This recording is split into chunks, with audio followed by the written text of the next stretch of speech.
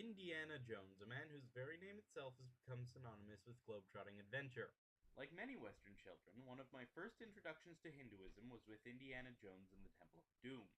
It is no secret that the entire series is heavily inspired by adventure movies from the early days of cinema. These movies would have dashing male heroes, remarkable treasures, and of course exotic locales. The movie Gunga Din was a very clear influence in the making of Temple of Doom. In fact, many scenes from Temple of Doom are even taken directly from Gunga Din. The main antagonists of both movies are the Thuggee cult, an actual historic group whose more accurate portrayal comes from Gunga Din. There's been none of this for 50 years. Tuggy, that's what it is, Mitchell. What's Tucky, sir? A murder cult. Colonel Sleeman crushed 50 years ago. The Tugs were the most fiendish band of killers that ever existed. There were at least 10,000 of them in India, and they murdered 30,000 people a year. Tuggy was practiced from the Himalayas to Ceylon.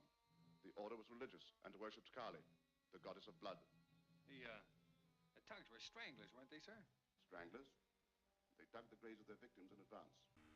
In Gunga Din, the portrayal of the thugs was heavily influenced by the way the British perceived them from the 1830s onwards.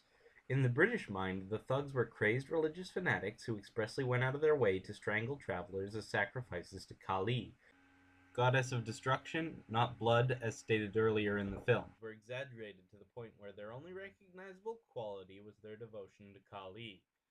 The concept of the thugs traveling was dropped, and even the method of murder was changed for perhaps the most memorable scene in the movie, where a man's heart was ripped out, and he is lowered, somehow still living, into a pit of lava. A brief homage was paid to the historical thugs, however, when an assassin was sent to strangle Indiana Jones. Interestingly, the goal of both groups of thugs was ultimately the same, as they intend to have Hindus conquer and rule India. The British in India will be slaughtered. Then we will overrun the Muslims. Then the Hebrew God will fall. And then the Christian God will be cast down and forgotten. You're mad. Mad? Mad. Hannibal was mad. Caesar was mad.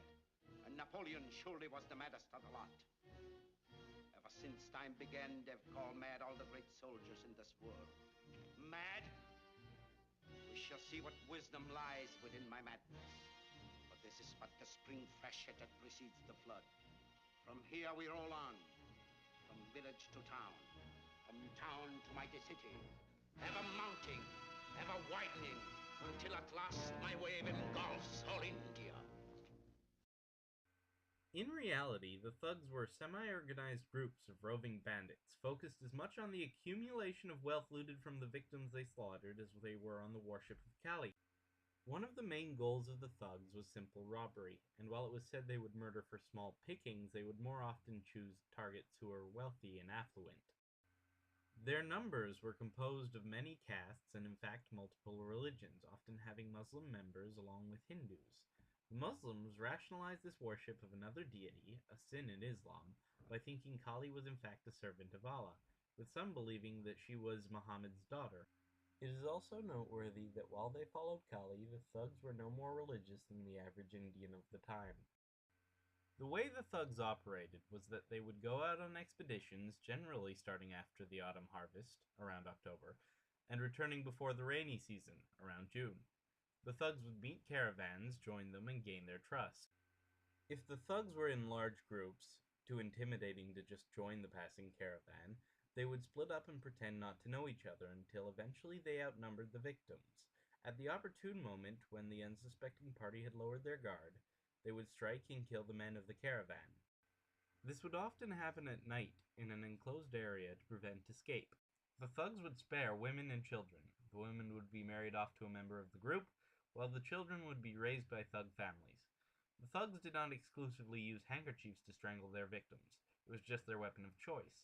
And should they have to resort to more conventional weapons with more suspicious folk, they would. It is estimated that the thugs killed over 1 million people, though accounts of thug activities are notably sparse. While Gunga Din successfully portrays the British stereotype for the Thuggee cult, it is far from factual. It managed to get more factually correct than Indiana Jones, but one should not be surprised by that. Indiana Jones presents a stereotypical murder cult with little relation to the historical thugs. They are both very enjoyable movies in spite of this, and are recommended watching for those with interest in adventure movies. Perhaps the most realistic portrayal of the thugs in Hollywood is from the 1988 movie The Deceivers. In this film, a young British officer, played by Pierce Brosnan, discovers the thugs and goes undercover as a member to learn their ways and destroy them from the inside. The main character in this story is loosely based on William Sleeman, the man ultimately responsible for destroying the thugs in the 1830s. While the story is entirely fictional, it has perhaps the best cinematic portrayal of what thuggy life may have been like.